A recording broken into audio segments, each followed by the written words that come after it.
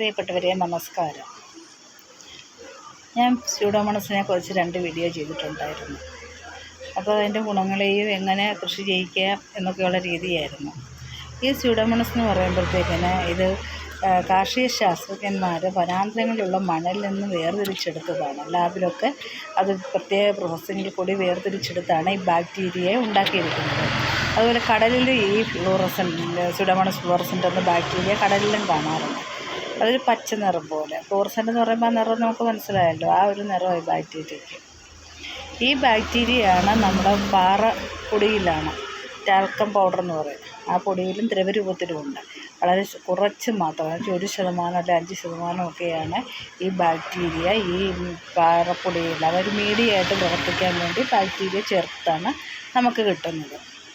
അപ്പോൾ നമ്മൾ ഈ ചെടി നടുമ്പോഴത്തേക്കും അതിൻ്റെ ഗ്രോത്തിന് വേണ്ടിയിട്ടും കീടങ്ങൾക്ക് വേണ്ടിയിട്ടും ഒക്കെ ഉപയോഗിക്കുന്നൊരു മിത്ര ബാക്ടീരിയയാണ്, അതായത് കുമിൾനാശിനിയാണ്. അപ്പോൾ ഇത് ഉപയോഗിക്കുമ്പോൾ ഇനി ചില ദൂഷ്യവശങ്ങളോടുണ്ട്.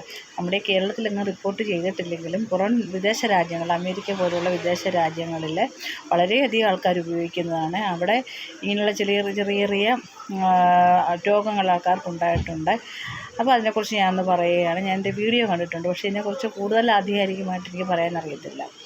കാരണം എന്ന് വെച്ചാൽ ഇത് നമ്മൾ ഉപയോഗിക്കുന്ന സമയത്ത്, കൃഷിക്ക് ഉപയോഗിക്കുന്ന സമയത്ത് നമ്മുടെ ശരീരത്തിൽ എവിടെയെങ്കിലും മുറിവുകളുണ്ടെങ്കിൽ ആ മുറിവിൽ കൂടി ഈ ബാക്ടീരിയ ഉള്ളിൽ പ്രവേശിക്കും. കൈകളിലൊക്കെ മുറിവുണ്ടെങ്കിൽ കയ്യിലൊക്കെ നമുക്ക് ഈ ബാക്ടീരിയ പ്രവർത്തിച്ചിട്ട് വളരെയധികം വ്രണങ്ങളുണ്ടാകും. അത് കരിയത്തില്ല, ചികിത്സിച്ച് ഭേദമാക്കാനൊക്കത്തില്ല. ഭയങ്കരമായിട്ടുള്ള ഒരവസ്ഥയാണ്, അത് മാറാനൊക്കത്തില്ല. അങ്ങനെ നമ്മുടെ കൈകളൊക്കെ നഷ്ടപ്പെടും.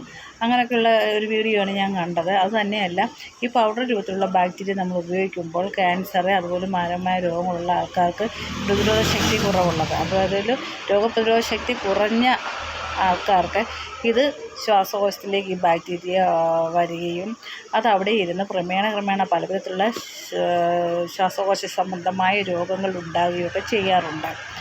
അപ്പോൾ അതൊക്കെ പതുക്കെ മരണകാലത്തിലേക്ക് വരും. അത് നമ്മുടെ കേരളത്തിലെങ്ങും അങ്ങനത്തെ ഒരു റിപ്പോർട്ട് ഇതുവരെയായിട്ട് ഞാൻ കേട്ടിട്ടില്ല. അത് പുറം രാജ്യങ്ങളിലൊക്കെ വന്ന് ഭവിച്ചതാണ്. ഏകദേശം ഒരു 10 വർഷമേ ആയിട്ടുള്ളൂ നമ്മുടെ ഇവിടെ ഇതിൻ്റെ ഒരു പ്രചാരം ഏറി വന്നിട്ട്.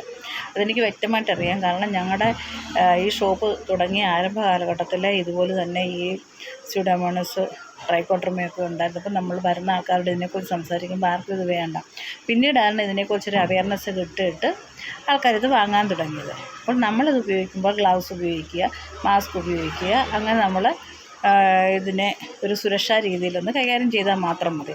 അലക്ഷ്യമായിട്ട് ഉപയോഗിക്കാതിരിക്കുക. അത് ഇത് തന്നെയല്ല, ഏത് കാര്യമാണെങ്കിലും ജൈവ കീടനാശിനി കളിച്ചാലും വളങ്ങളിടുമ്പോഴും എന്ത് ഉപയോഗിച്ചാലും നമ്മൾ അലക്ഷ്യമായിട്ട് അത് ഉപയോഗിക്കാതെ അതൊന്ന് കെയർ ചെയ്യുക.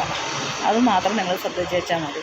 നമ്മൾ കൃഷി ചെയ്യുമ്പോഴത്തേക്കിനും അതുപോലെ പൂന്തോട്ടത്തിലൊക്കെ ആണെങ്കിലും വളവിടാനും ചെടികൾക്ക് മരുന്ന് കളിക്കാനൊക്കെ ഇറങ്ങുമ്പോഴും മാസ്ക് ഉപയോഗിച്ചും ഗ്ലൗസ് ഉപയോഗിച്ചും ഒക്കെ ചെയ്യാൻ നമ്മൾ ശീലിക്കുക കേട്ടോ.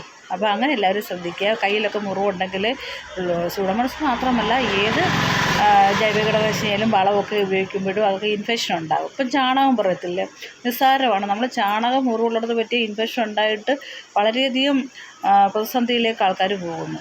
അപ്പോൾ അതുപോലെയുള്ള കാര്യങ്ങൾ വരാതിരിക്കാൻ വേണ്ടി നമ്മളൊന്ന് കെയർ ചെയ്താൽ മാത്രം മതി. അപ്പോൾ എല്ലാവരും അങ്ങനെ ശ്രദ്ധിക്കുക കേട്ടോ. ഇത് പറയാൻ വേണ്ടിയാണ് ഞാൻ 3ാമതും സ്യൂഡോമോണസിനെ കുറിച്ചൊരു വീഡിയോ ചെയ്യുന്നത്.